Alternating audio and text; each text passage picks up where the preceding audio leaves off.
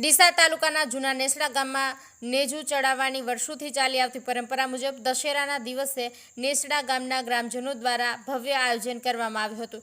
ડીસા તાલુકાના જૂના નેસડા ગામમાં ભોજાણી પાટી દ્વારા વર્ષોની પરંપરા મુજબ નેજા ચડાવાય છે। ભોજાણી પાટી દ્વારા શ્રી આગમાતા, નકડંગ ભગવાન અને હડકાઈમાં ચામુંડા માતાજી, નાગણેશ્વરી માતાજીનું નેજુ ચઢાવવામાં આવ્યું। આ ગામના વડીલો યુવાનો દ્વારા ઉજવણી કરવામાં આવી હતી। દશેરાના દિવસે અશ્વદોડ પણ કરવામાં આવે છે। આગમાતાજીના મંદિરથી લઈને ગામના કુળદેવી મંદિર સુધી ઢોલના તાલે નેજુ ચઢાવવામાં આવ્યું। ગામના હડકમાઈ માતાજીના મંદિર જઈને દેશી ઢોલના તાલે ગરબા રમવામાં આવ્યા હતા।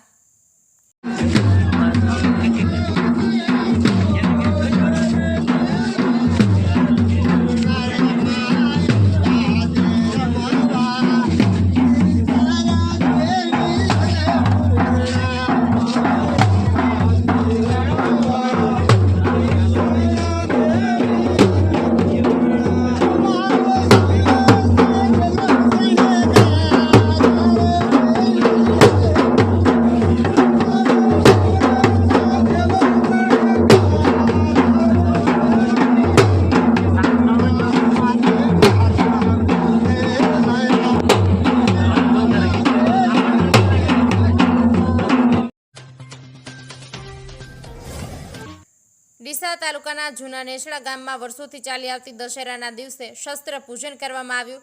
સમસ્ત ગ્રામજનો દ્વારા ગામના ચાચર ચોકમાં કુળદેવી શ્રી નાગણેશ્વરી માતાજીના મંદિરે શસ્ત્ર પૂજન કરવામાં આવ્યું હતું। શસ્ત્ર પૂજનમાં તલવાર, ભાલા અને બંદૂક તથા બખ્તરનું પૂજન કરવામાં આવ્યું હતું।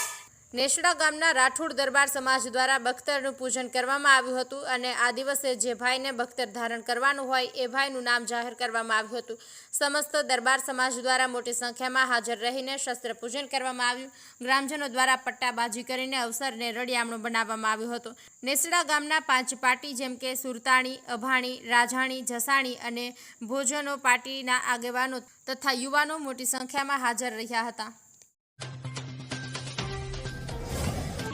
આજથી વાવથરાદ જિલ્લો સત્તાવાર રીતે અસ્તિત્વમાં આવ્યો। વિધાનસભાના અધ્યક્ષ શંકરભાઈ ચૌધરી અને મંત્રી બલવંતસિંહ રાજપૂતના હસ્તે થરાદ ખાતેથી જિલ્લા કલેક્ટર કચેરીનો શુભારંભ કરાયો। નવનિર્મિત વાવથરાદ જિલ્લાના શુભારંભ પ્રસંગે કલેક્ટર કચેરી, જિલ્લા પંચાયત કચેરી, જિલ્લા પોલીસ અધિક્ષક કચેરી તેમજ વાવથરાદ અને બનાસકાંઠા જિલ્લાના મળી કુલ 4 તાલુકાનો વિધાનસભા અધ્યક્ષ શંકર ચૌધરી અને રાજ્ય સરકાર મંત્રી, જિલ્લા પ્રભારી મંત્રી બલવંતસિંહ રાજપૂતના વરદ હસ્તે શુભારંભ કાર્યક્રમ યોજવામાં આવ્યો હતો। સરહદી વિસ્તારમાં નવનિર્મિત વાવથરાદ જિલ્લો જાહેર કરવામાં આવતા સ્થાનિક વિસ્તારના પ્રજામાં આજે એક આનંદનો ગર્વ કહી શકાય તેવી ખુશી વ્યક્ત કરવામાં આવી હતી, સાથે ઉજવણી કરવામાં આવી। ત્યારે થરાદ ખાતે નવી જિલ્લા કલેક્ટર કચેરી, જિલ્લા પોલીસ અધિક્ષક કચેરી અને જિલ્લા પંચાયત કચેરી સહિતની કચેરીઓનું ઉદ્ઘાટન કરવામાં આવ્યું હતું। સુશાસન, વિકાસ અને એકતાના નવા અધ્યાયની સાથે આજથી વાવથરાદ જિલ્લો સત્તાવાર રીતે અસ્તિત્વમાં આવ્યો। વિધાનસભાના અધ્યક્ષ શંકર ચૌધરી અને મંત્રી બલવંતસિંહ રાજપૂતના હસ્તે થરાદ ખાતેથી કલેક્ટર કચેરીનો વિધિવત શુભારંભ કરાયો। આ સાથે જ 4 નવા તાલુકાઓ ઓગળ, ધરણીધર, રાહ અને હળાદ પણ અસ્તિત્વમાં આવ્યા। થરાદ ખાતે નવી જિલ્લા કલેક્ટર કચેરી, જિલ્લા પોલીસ અધિક્ષક કચેરી અને જિલ્લા પંચાયત કચેરી સહિતની કચેરીઓ અસ્તિત્વમાં આવી। સરહદી વિસ્તારના નાગરિકોની વર્ષો જૂની માગણી પૂર્ણ થતાં થરાદ ખાતે બહોળી સંખ્યામાં નાગરિકોએ નવા જિલ્લા શુભારંભ વખતે ઉજવણી કરી હતી। નવીન વાવથરાદ જિલ્લામાં થરાદ, વાવ, સુઈગામ, ભાભર, દિયોદર, લાખણી અને નવીન 2 તાલુકા ઢીમા અને રાહ મળીને કુલ 8 તાલુકાનો સમાવેશ કરવામાં આવ્યો। નવનિર્મિત જિલ્લામાં 8 તાલુકા, 2 નગરપાલિકા, 416 ગામડા તથા 9,78,840 વસ્તીનો સમાવેશ કરવામાં આવ્યો છે। બનાસકાંઠા જિલ્લામાં પાલનપુર, ડીસા, વડગામ, દાંતીવાડા, દાંતા, અમીરગઢ, ધાનેરા, કાંકરેજ સહિત નવીન 2 તાલુકા ઓગળ અને હળાદ મળીને કુલ 10 તાલુકાનો સમાવેશ કરાયો। અને ગાંધી જયંતિ બને છે।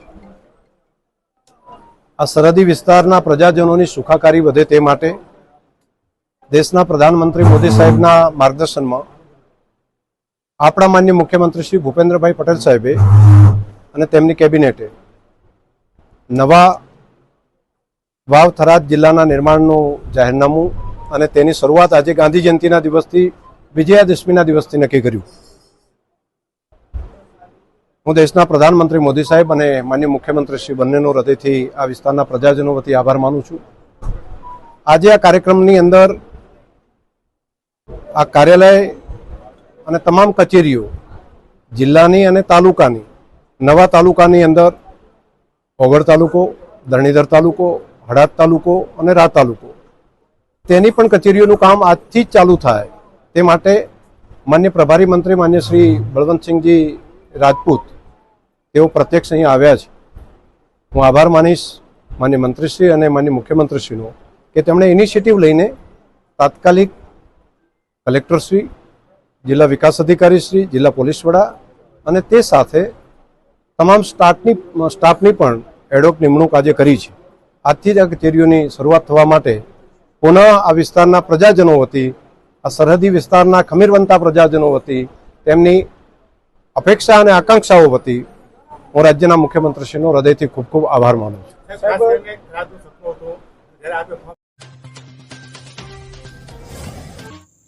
થરાદ પંથકમાંથી પસાર થતી મુખ્ય નર્મદા કેનાલમાં આપઘાતના બનાવો યથાવત પામ્યા છે.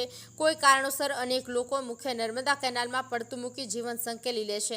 ત્યારે આજે મુખ્ય નર્મદા કેનાલ દોલતપુરા પુલ નજીક મુખ્ય નર્મદા કેનાલમાં નહેરમાં પડ્યું હોવાનું જાણ થતાં નગરપાલિકા ફાયર વિભાગને જાણ કરવામાં આવી હતી. આથી ફાયર ટીમ ઘટના સ્થળે આવી પાલિકા તરવૈયા દ્વારા પાણીમાં શોધખોળ હાથ ધરી હતી. ત્યારે પાણીમાં આપઘાત કરનાર યુવક યુવતી બંને રસ્સી વડે એકબીજા બંધાયેલા હાલતમાં જોવા મળ્યા હતા, જેથી બંને પ્રેમી પંખીડા હોવાનું અનુમાન લગાવાયું હતું.